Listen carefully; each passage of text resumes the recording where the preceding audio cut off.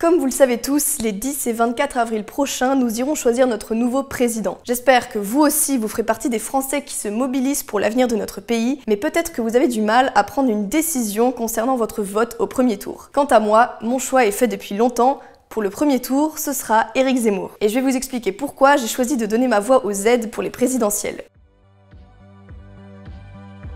Le plus important pour moi, c'est de voter pour un candidat qui soit le plus proche de mes idées politiques. Et donc, en tant qu'identitaire et surtout en tant qu'ancienne militante identitaire, j'observe que c'est Éric Zemmour qui a le meilleur programme pour lutter contre l'immigration, l'islamisation et le grand remplacement. C'est aussi le seul candidat qui assume une politique explicite de remigration et qui veut faire la promotion active de l'identité française. Quelques exemples, Zemmour veut la fin pure et simple du regroupement familial, principal vecteur de l'immigration légale en France, et rien que pour ça, ça justifie de voter pour lui.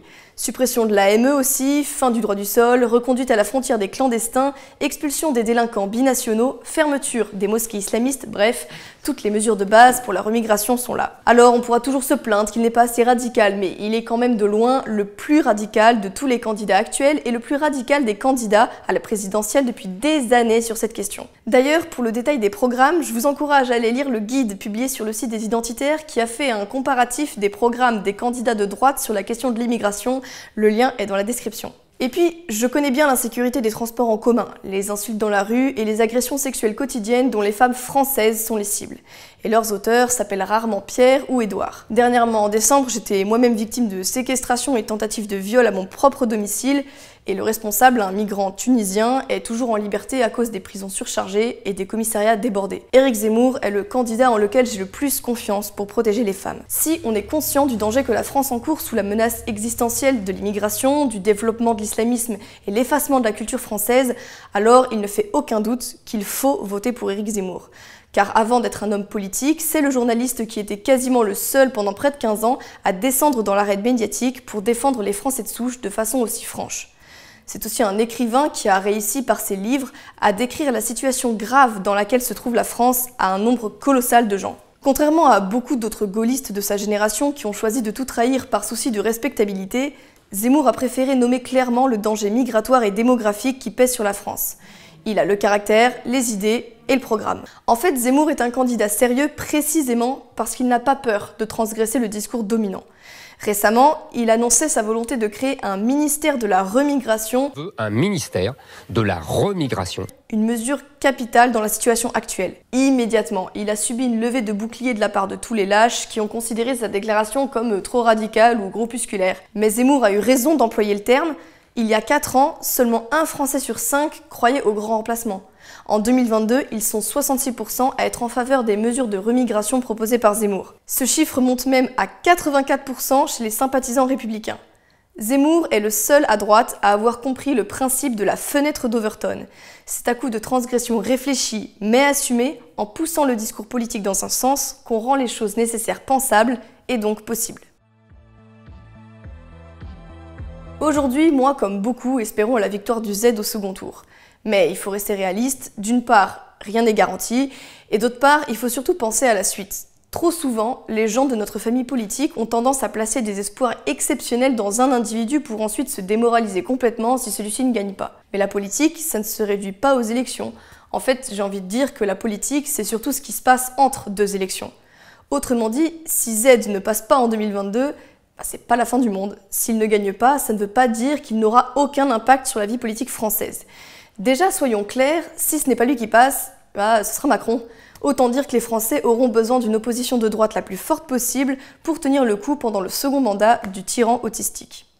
Et justement, Éric Zemmour et Reconquête permettront de restructurer la droite pour en faire une véritable force d'opposition. Aujourd'hui, la droite majoritaire est représentée par les Républicains, tiraillés entre les centristes mous tentés par Macron et ceux qui ont une fibre plus populiste mais qui ne s'allieront jamais avec le RN.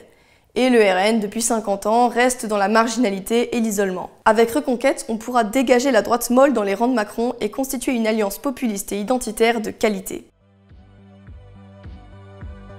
Alors certains pourraient me demander, oui mais Thaïs, pourquoi ne pas soutenir Marine? Après tout, elle est créditée plus haut dans les sondages et elle porte le combat identitaire depuis plus longtemps. Eh bien justement, je ne pense pas que Marine soit une candidate identitaire. Elle l'a peut-être été par le passé, mais ça, c'était avant. La notion de grand remplacement est, je la cite, complètement étrangère à Marine. D'abord, je ne sais pas, je ne connais pas cette théorie du grand remplacement. Et selon elle, la remigration est anti-républicaine et profondément injuste. Et pour Jordan Bardella, c'est un projet délirant. La suppression de la double nationalité n'est même plus dans le programme du RN. Enfin, le projet de loi référendaire qui est détaillé longuement dans le livret du RN dédié à l'immigration indique que la suspension du regroupement familial est possible sans rien affirmer de plus. Ça fait léger. Marine assume d'ailleurs de ne pas être une candidate identitaire puisqu'elle nous a toujours refusé de nous intégrer pleinement dans ses rangs. À chaque fois qu'un militant identitaire souhaitait rejoindre le RN, il finissait blacklisté s'il refusait de devenir un mariniste aveugle. Et j'en ai d'ailleurs fait les frais personnellement puisque entre septembre 2020 et janvier 2021, j'ai été community manager de Sébastien Chenu, cadre du parti dans le nord de la France, mais j'ai été virée de mon poste après être passée sur Balance ton poste en tant que porte-parole de Génération Identitaire, tandis que je dénonçais seulement la porosité de nos frontières. Le parti a prétendu découvrir mon engagement activiste à ce moment-là. Vaste blague, ce n'est rien d'autre que de la lâcheté. Ils veulent pas de nous ? Très bien, nous ne voulons pas d'eux non plus. Qui restent entre eux avec leur clique d'opportunistes et d'incompétents.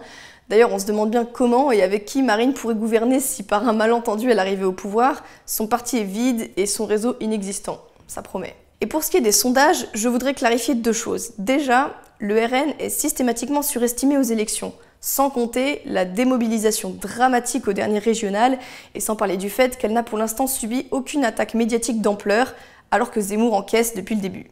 Et puis qu'importe les sondages, elle n'a aucune chance de gagner. On le sait, elle le sait, bref, tout le monde le sait. Malgré des années de dédiabolisation à vouloir devenir un parti de gauche, personne ne s'alliera jamais avec elle.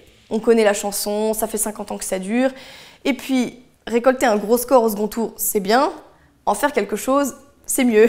Or, ça fait des années que le RN est le parti de l'effort minimum qui se conforte à récolter une rente de situation. Son plan, c'est de capitaliser sur le malheur des Français qui subissent le multiculturalisme sans perspective de victoire ou même de promesse d'un vrai changement. Ça suffit. Ça fait depuis les Gilets jaunes que la stratégie de Marine est la même, la chiracisation, cette stratégie politique qui consiste à rester le plus passif et le plus modéré possible pour augmenter sa popularité. Effectivement, quand on ne fait rien, quand on ne dit rien et quand on ne pense rien, il est facile de ne pas faire d'erreur. Résultat, le RN, qui incarnait un sursaut populiste, identitaire et anti-système, est globalement devenu un parti ronronnant, conformiste et l'assurance vie du système. On est habitué à ce que la droite molle se renie dès qu'elle arrive au pouvoir, mais le RN est encore plus fort, ça fait 15 ans de reniement sans pour autant avoir été capable d'accéder ne serait-ce qu'à un seul ministère. Alors pour 2022, il faut envoyer un signal clair. L'époque du RN, c'est terminé. La droite identitaire et populiste mérite mieux. Pour terminer, je voudrais vous dire une dernière chose. Voter c'est bien, mais ça ne suffit pas si l'on veut sauver son pays. On ne peut pas sortir de la passivité tous les 5 ans pour mettre un bout de papier dans une boîte et considérer qu'on a effectué son travail. Alors engagez-vous. Qui que vous soyez, où que vous soyez, il y a toujours quelque chose à faire. Rejoignez Zemmour, allez coller ses affiches ou distribuer ses tracts avec Reconquête ou Génération Z. Si vous êtes étudiant, intégrez la section de la cocarde de votre fac ou que sais-je. Sinon, faites comme moi à l'époque et rejoignez une organisation activiste et partez à l'aventure. La situation de notre pays est critique, mais c'est justement dans ce genre de moment que le réveil peut prendre place, à condition que tous ceux qui ont conscience de la situation agissent en conséquence. Quand notre pays et notre civilisation sont en crise, il est du devoir des forces vives de notre peuple de répondre à l'appel et de mener la lutte.